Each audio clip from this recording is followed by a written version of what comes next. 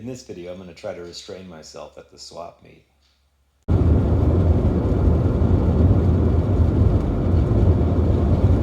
This is my excited face. I'm on my way to the swap meet this morning. It doesn't start for another hour and a half or so, but I'm hoping to get there and check it out and get some good deals. I'll show you a little bit of the scenery I'm driving through. Yeah, I'm out here driving up to Santa Fe, New Mexico from my home. I'm about an hour from it. I've covered some ground already, so I should be there in about 40 minutes or so. But we've got just a lot of, I guess these are kind of like the plains of New Mexico to a certain extent, but we do have mountains in the distance, and it's beautiful out here in its own special way. All right, well, as we get closer, we'll talk some more. It's getting a little more beautiful out here. The last time I was on this road, I got a speeding ticket, which I'm not happy about, but I'm still trying to work through that, and I'm just trying to get it removed, so I've got to anyway continue to do some stuff with that. But I'm driving my Honda Element. Obviously it's my main vehicle, but it also serves a lot of purposes. It allows me to carry a lot of stuff in here, and so going to this swap meet, I'm hoping I can pick up a few things, up to and including 1 to 2 motorcycles, but I don't expect that to happen. I think, well, first of all, I don't have enough cash with me, but also second of all, I don't need another project, or at least not many more. So yeah, I was just oops. That's why you should pay attention to your driving. But yeah, so someday I'll do a little video on my Honda. It's got 310,000 miles on it. The only light on the dash is that TPMS light, which seems to go on and off every once in a while. So it'll stay off for months, it'll come on for months. It's on at the moment. But the car's a great vehicle. I highly recommend owning one if you ever get a chance. It's got an automatic transmission. It's still running the original engine and transmission, neither having ever been rebuilt. It's very reliable. I drive it everywhere, and so yeah, it's going to be my trusty partner today, so I can hopefully bring back some stuff. All right, that's the update on the road. I'm going through this really long section of construction. There's no one out here. The speed limit's 35, and based on my past experience, I'm gonna, well, I guess I'll go 45 or something, but I'll just keep my eyes open. But I was thinking about the fact that I'm driving an old Honda, actually a high quality piece of equipment, and then I realized that on my wrist I'm wearing a Seiko Turtle. I guess it's a 6039-7049 is the model number. Movement in it that lasted for many years with Seiko, high quality movement, keeping perfect time.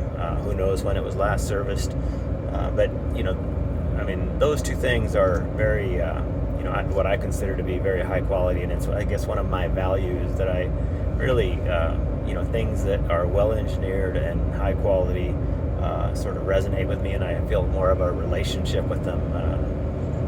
The name of this channel, Anima Machina Resurrections, is really the soul of the machine, and I think there's a lot of soul that's been built into some of those things. I was thinking about the American products, and I think that America used to build some really good stuff in the in the 40s and 50s, and then I think that our preoccupation with profit caused us to start to slide a little bit on that. I bought a pair of vice grips from I watched this show called Project Farm, where they test different pieces of equipment or different tapes or different glues or just all kinds of different products, and he uses a pretty scientific method for doing that. It's a lot of fun to watch if you're kind of a geek. But one of the times he was testing vice grips, and the product that won was actually an American product. That was Eagle Grip was the name of it, and right away I ordered a pair, and then later on I found out that it is made by Vice Grip, which is the old company that used to make vice grips, which has been sold and moved into other ownership. But the reality is that I'm buying something that I paid $80 for it. I'll just tell you that right now. and I keep them in a box, and I just use them only for certain jobs because the teeth the teeth are very important on a pair of vice grips. I mean, they make the difference between whether it grips it or doesn't, and whether you're able to. A lot of times it's your last ditch attempt to get something loose. But I guess my point here was that I paid a premium for a product that I could have bought 20, 30 years ago, and probably similar quality, but it sort of admits that I can't get that now, at least based on the comparison show that I was watching. A lot of them wear pretty quickly, or the metal's not as strong or whatever. But anyway, so I guess that's kind of my point, is that you can buy American products that are very high quality, but you're going to be paying a premium. And I think that's because well, actually, I don't know why that is, but anyway, I guess you can put in the comments why you think that is. Anyway, I'm on my way to a motorcycle show where there will be all makes and models, and it'll be interesting to kind of look at that stuff as well. So thanks for listening. We'll keep on going. This is a Kawasaki two-stroke triple. I believe it's 500cc H3, about 60 horsepower on with only about 400 pounds of bike, and not a lot of technology, and so they were a little bit dangerous, to say the least. But the beginning of kind of fast sports bikes instead of just transportation. No, it's not too bad. Because I had a couple of them, and I got the other one going, and this one Was this your parts bike? Oh. No, actually, no, I didn't use any parts from it. Oh, well. So it kind of just came. The other one was complete, so. Yeah. Okay, well, yeah, I'll find something to do with it. Thank you. There you go, yeah. Maturity is me not buying this bike. He really wants me to buy it, but it doesn't have a title, so that's one strike. And then I've put together too many projects from somebody else's project, and so I know that that's also another strike. And then we'll just use the no title as a third strike. So can't have it. I'm just taking a break and drinking a little coffee in the car while I wait for more people to arrive. It's not even the start of the swap yet, so it is. Hold on a second. Oh, it's 9:47. So I'm gonna wander around back out there a little bit, and then maybe go over to the bikes, and I'll try to pull a little video from that.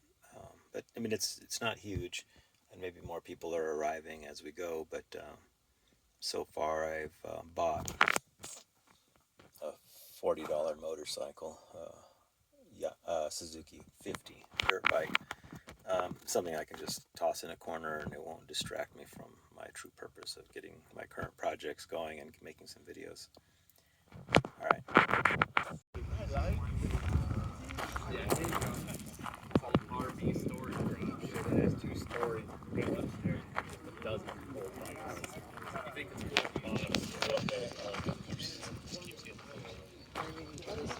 Right. I have.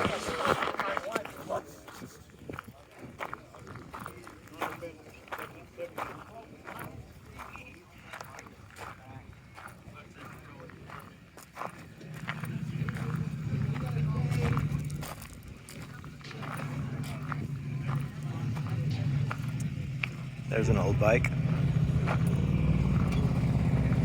It's pre-war. It's a skip-tooth sprocket. Springer front end.